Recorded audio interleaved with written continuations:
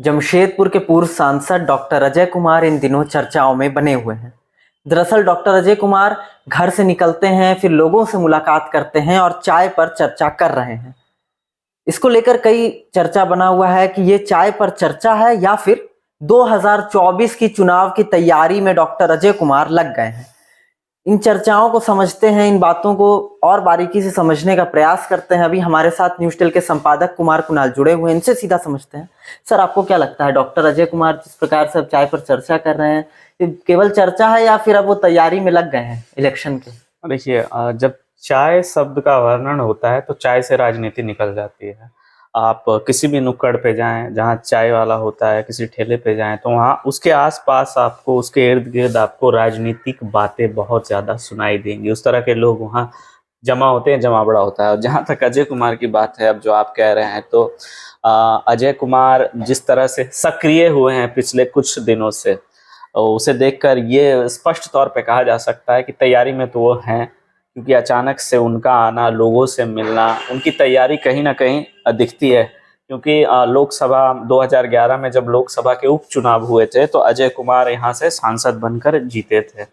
जहाँ बाबूलाल मरांडी की पार्टी थी, जेबीएम की, झारखंड विकास मोर्चा की, उनकी तरफ से टिकट मिला था इन्हें और जीते थे। और जीतने के पीछे सबसे बड़ी वजह ये थी कि शहर में डॉक्टर अजय कुमार काफ़ी लोकप्रिय है। जब बात हम करते हैं, थोड़ा सा पहले जाते हैं 90 के दशक में, 94 और 96 की बात, तो शहर में, जमशेदपुर में अपराध का ग्राफ बहुत ज़्यादा बढ़ गया था। और इस पूरे अपराध के ग्राफ को नीचे किया, अपराध को नियंत्रण किया डॉक्टर अजय कुमार ने।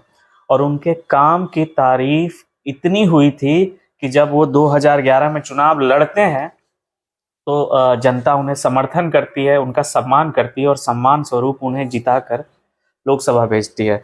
उस समय दिनेशानंद गोस्वामी जो थे, उनके खिलाफ लड़े थे भाजपा से, और 1.5 लाख से ज़्यादा का अंतर था जीत का दोनों के बीच में। तो ये एक बहुत मायने रखने वाली चीज़ है, क्योंकि जिस तरह से एक आईपीएस ऑफिसर को जनता इतना प्यार देती है कि जब वो राजनीति में आता है तो उसे इतने भारी मतों से जिताकर सांसद के लिए भेजती है। तो कहीं ना कहीं अजय कुमार का प्रभाव जो 94 और 96 में था, वो प्रभाव आज भी है। जनमानस में अजय कुमार को लेकर के एक पॉजिटिव साइन है, अच्छी छवि है उनकी। आज तक उनकी छवि में कहीं दाग नहीं लगा है राजनीति में रहने के बावजूद। उनके राजनीतिक जीवन की अगर बात करें साहिल, तो 2000 में जब चुनाव हुआ था दोबारा वो चुनाव लड़े थे जेबीएम की टिकट से, और उस वक्त वो हार गए थे सांसद विद्युत वरण महतो से, जो अभी वर्तमान में भी सांसद थे। भाजपा से वो हार गए थे क्योंकि मोदी लहर थी, बहुत सारे फैक्टर्स थे, तो कहीं ना कहीं वो चुनाव हार गए थे। उसके बाद, चुनाव हारने के बाद, वो कांग्रेस में शामिल हुए थे। कांग्रेस में कुछ दिन रहे, और कांग्रेस में सबसे बड़ी बात है कि कांग्रेस के राष्ट्रीय प्रवक्ता भी रहे थे। डॉक्टर अजय कुमार राष्ट्रीय प्रवक्ता रह चुके हैं कांग्रेस के, साथ ही साथ प्रदेश अध्यक्ष भी रहे हैं वो 2017 में। लेकिन 2019 में फिर उनका मोह भंग हो गया पार्टी से, वो आम आदमी पार्टी में चले जाते हैं। और उसके बाद 1 साल वहां रहने के बाद पुनः 2020 में कांग्रेस में उनकी एंट्री होती है, और तब से अब तक वो बरकरार हैं। तो जिस तरह का उनका राजनीतिक जीवन रहा है, कांग्रेस में ज़्यादा समय तक रहे हैं, और अब जैसा स्थितियां बन रही है, ऐसे में जिस तरह की उनकी तैयारी दिख रही है, ऐसा लग रहा है कि 2024 में कांग्रेस पार्टी की तरफ से लोकसभा का चुनाव अजय कुमार लड़ते फिलहाल तो दिख रहे हैं, ऐसे कयास लगाए जा रहे हैं। और जो हमारे पार्टी के सूत्र हैं वो भी बताते हैं कि हाँ, इस तरह की तैयारियां चल रही हैं, और हम लोग उस तैयारी को लेकर के ही आगे बढ़ रहे हैं कि इस सीट को अजय कुमार के माध्यम से कैसे जीता जाए। तो ऐसे में पार्टी के सूत्रों द्वारा जो कहा जा रहा है और जो आपका आकलन है, ये तो स्पष्ट लग रहा है कि शायद इस बार लोकसभा की सीट के लिए डॉक्टर अजय कुमार को टिकट देगी पार्टी। तो इससे क्या भाजपा को अपना कुछ स्ट्रैटेजी चेंज या फिर कुछ फर्क पड़ेगा भाजपा को? देखिए, अगर कोई चेहरा दूसरी ओर नहीं रहता है तब तो भाजपा के लिए बहुत ज़्यादा मुश्किल नहीं थी। लेकिन अगर अजय कुमार का चेहरा कांग्रेस पार्टी उतारती है, हालांकि जेएमएम यहाँ से अपना दावा ठोकते रही है, और पिछले जितने भी चुनाव हुए हैं ज़्यादातर समय में जेएमएम के प्रत्याशी ही मैदान में लड़ते हैं। जेएमएम से सांसद भी रह चुके हैं यहाँ स्वर्गीय सुनील महतो, उनकी वाइफ सुमन महतो। तो जेएमएम की दावेदारी इस क्षेत्र के लिए, इस लोकसभा सीट के लिए पुख्ता है। लेकिन अजय कुमार के आ जाने के बाद जो खेल है, ये फिर खेल कुछ और बनता है, और कहीं ना कहीं अजय कुमार और कांग्रेस पार्टी इस सीट के लिए दावा ठोकेगी। हाल ही में अभी जो इनकी बैठक हुई है सारे कांग्रेस के बड़े नेताओं की, उसमें बात स्पष्ट तौर पर निकली है कि हम जमशेदपुर की जो लोकसभा सीट है उस पर दावा ठोकेंगे और इस सीट को लेकर रहेंगे, यानी कि इस सीट के लिए मांग करेंगे गठबंधन से, जो इनका इंडिया गठबंधन है उनसे, और जेएमएम को यहाँ से मौका नहीं मिलेगा। जब कांग्रेस आएगी तो स्वाभाविक है कि जेएमएम नहीं मिलेगा। तो ऐसे में अगर डॉक्टर अजय कुमार जीतते हैं तो कई सारे प्लस पॉइंट, लड़ते हैं अगर यहाँ से, तो कई सारे प्लस पॉइंट उनके पक्ष में जो काम करेंगे। सबसे पहली चीज़ कि कांग्रेस पार्टी के जो मतदाता हैं वो तो उनके साथ रहेंगे ही, जेएमएम का अपना अच्छा वोट बैंक है वो रहेगा, और सबसे बड़ी चीज़ अजय कुमार की खुद की फैन फॉलोइंग है।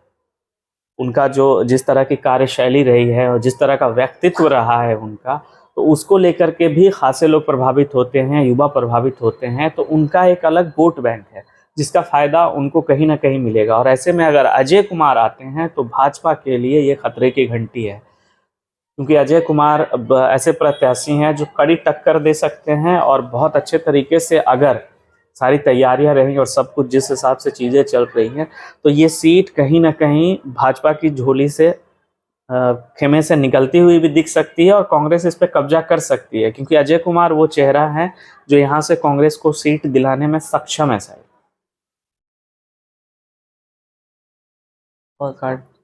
अब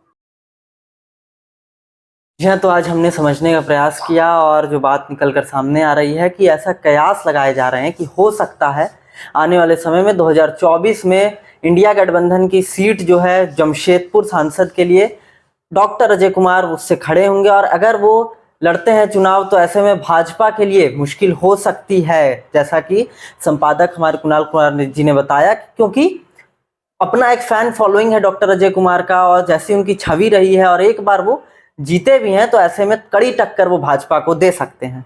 हालांकि अभी कयास लगाए जा रहे हैं, अभी तक पुख्ता तौर से कोई भी बात निकलकर सामने नहीं आ रही है, लेकिन इस बीच जितने भी चर्चाएं थे उसको लेकर और एनालिसिस कर हमने आपको तक पहुंचाने की कोशिश की है। वर्तमान में अभी जितनी चर्चाएं होंगे और चुनाव तक हम आपके साथ यूं ही लगातार लाते रहेंगे, एनालिसिस लाते रहेंगे, और जब भी ज़रूरत होगी हम संपादक से जुड़कर आपके लिए अहम जानकारी पहुंचाएंगे। आप अपनी राय ज़रूर कमेंट में रखें। अगर आपके कयास कुछ और है, अगर आप कुछ सोच रहे हो तो आप हमें कमेंट में बता सकते हैं, और ऐसे ही तमाम अपडेट्स के लिए जुड़े रहें हमारे साथ, देखते रहें न्यूज़10। बेहतरीन खेतों से आती है लक्ष्मी रसोई का प्रीमियम क्वालिटी हल्दी पाउडर, जो है हल्दी के गुणों से परिपूर्ण और जो रखे आपकी सेहत का ख्याल, हर डिश की रंगत और उसकी स्वाद बढ़ाए। लक्ष्मी रसोई का प्रीमियम क्वालिटी हल्दी पाउडर आज ही घर ले आइए।